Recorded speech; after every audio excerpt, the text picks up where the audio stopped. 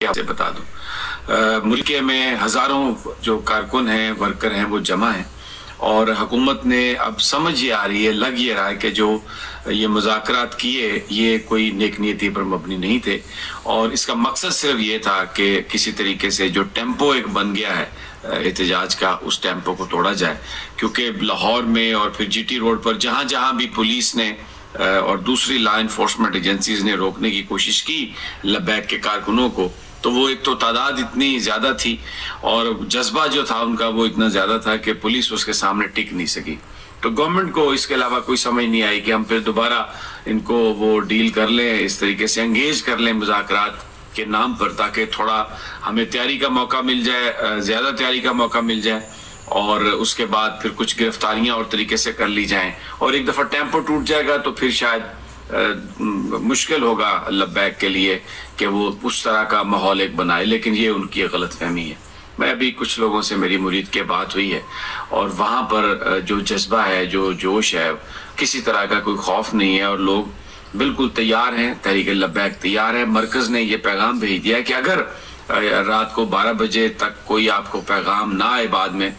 तो इसका मतलब आप समझ लीजिएगा कि हमारा नेट बंद हो गया और गवर्नमेंट ने ऑपरेशन शुरू कर दिया। और इस वक्त जो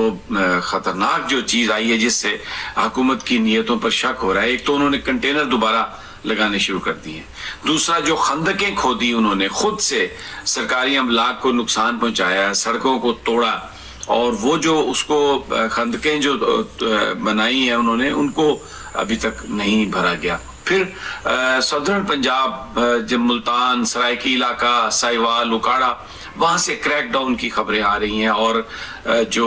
बहुत सारे जो तहरीक लब्बैक के कारकुन हैं उनको गिरफ्तार किया गया।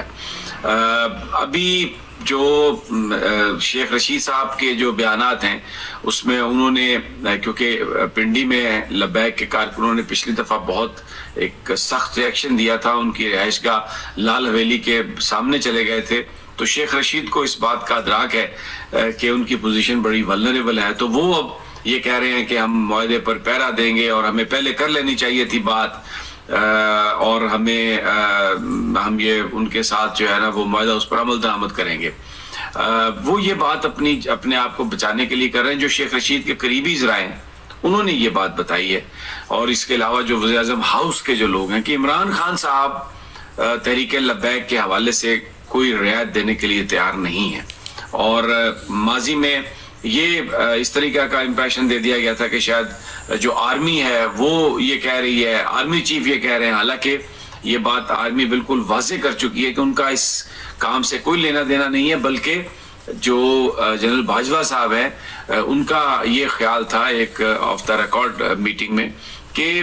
इतनी बड़ी जमात है, लाखों की तादाद में लोग उसके साथ हैं और अगर वो मेन स्ट्रीम में आके पॉलिटिक्स करना चाहें और जिस तरीके से उन्होंने अपने आप को रजिस्टर कराया तो उनको सियासत करने की इजाजत होनी चाहिए। तो इसका मतलब है कि ये जो कालदम करार दिया गया, इसमें इमरान खान साहब के इर्द गिर्द जो लोग हैं या वो जिस तरीके से अपने मगरबी जो कॉन्टेक्ट्स हैं उनको खुश करने की कोशिश कर रहे हैं और ये बता रहे हैं कि जी वो यूरोपियन यूनियन का हेड है फ्रांस, अगर फ्रांस का सफीर वापस चला गया तो बड़ा प्रॉब्लम हो जाएगा, GSP प्लस में हो जाएगा मसला। और फिर साथ ये भी एक कहानी बेचने की कोशिश की जा रही है कि अमेरिका के अंदर सेनेटर्स ने पाबंदियां लगाने के लिए बिल पास किया हुआ है, तो बस अब ये नामूस रिसालत पे आप बात ना करें। एक इंतहाई मज़हका खेज और इंतहाई ये घटिया आर्गूमेंट है कि आप नबी पाक सल्लल्लाहु अलैहि वसल्लम की नामूस पर कंप्रोमाइज कर लें इसलिए कि जी अमेरिका नाराज हो जाएगा और फ्रांस नाराज हो जाएगा और GSP प्लस का स्टेटस चला जाएगा। और ये बहुत सारे हमारे जो लिबरल दानिश्वर हैं वो ये मुझ पर खास तौर पर इल्जाम लगा रहे हैं और भी दूसरे लोगों पर कि हम शायद वायलेंस को इंटाइस कर रहे हैं, हम पता नहीं जो बात कर रहे हैं इंतहा पसंदी की तरफ ले जा रहे हैं और ये बैनुल अक़वामी ताल्लुकात जो हैं उसमें बड़ा बिगाड़ आ जाएगा, पाकिस्तान के रिलेशनशिप बड़े खराब हो जाएंगे, पाकिस्तान आइसोलेट हो जाएगा। तो मैं इनसे ये कहना चाहता हूँ कि मुझे आप ये बात बता दें, पिछले 72 साल में आपने मगरब की गुलामी करके देख ली, आपने अफगानिस्तान में 2 दफा आप लड़े उनके लिए और लाखों लोग जो है ना इसमें उनकी जाने गई और पाकिस्तान के कितने आप देख लें, सिर्फ ये जो अभी हालिया जो जंग थी इसमें 70-80 हजार जानों का ज़िया हुआ, उससे पहले 80s में क्या कुछ हुआ, तो क्या मिला आपको मिला क्या सवाए पाबंदियों के, सवाए डू मोर के, और आपके जो पाकिस्तानी जाते हैं ग्रीन पासपोर्ट को देख के नफरत की निगाह से वहां पर जो इमिग्रेशन के हुकाम है वो उनको देखते हैं। तो आपने गुलामी करके देख ली मगरिब की,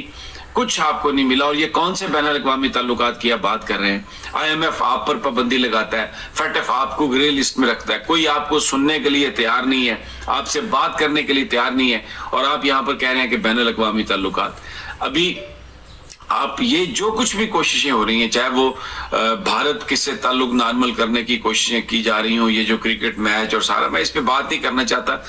फिर किसी वक्त बात करूंगा कि ये हो क्या रहा है, पाकिस्तान के लोगों को मामू कैसे बनाया जा रहा है, और ये चंद इंडिविजुअल्स की जेबें भरने के लिए किस तरीके से मामला किए जा रहे हैं। तो कोई बैनुल अक़वामी ताल्लुकात में बिगाड़ नहीं है। नामूस रिसालत की बात करने से, मेरे आका नबी पाक सल्लल्लाहु अलैहि वसल्लम की बात करने से,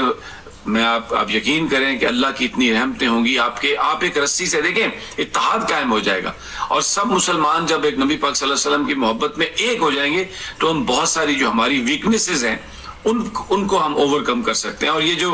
एक पैसा और सियासत और ये एक मुनाफिकत हम पर बर्पा किए हुए हैं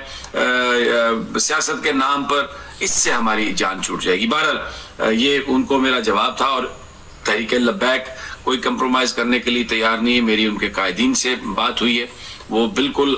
आज रात 12 बजे अगर नहीं रिहा किया गया साद हुसैन रिजवी साहब को तो वो करेंगे। लेकिन अभी तक जो सूरत हाल है, ये जो पहले बात कहते थे कि रात को 12 बजे तक आज डेडलाइन है, अब एक नई बात ये शुरू कर दी गई है जी कि वज़ीर आज़म साहब ने काबीना का इजलास बुध वाले दिन रख दिया है, और हम तो काबीना का जो इजलास है उसमें ये सारी रिकमेंडेशन जाएंगी। तो बस टाइम लेने की कोशिश कर रहे हैं और फ्रॉड करने की कोशिश कर रहे हैं। अल्लाह ताला इनको हिदायत दे, अकल दे, ताज़ा तरीन सूरत हाल हम आपको देते रहेंगे। सेंटर ने भी यही कह दिया है कि अगर कोई मैसेज ना आए तो समझ लीजिएगा कि ऑपरेशन शुरू हो गया, और फिर जो उनका प्लान है उसके मुताबिक ही जो कुछ भी जो हिदायत होगी वर्कर्स को, वो ये कहते हैं कि आप उस पर अमल दरामद से मुलाकात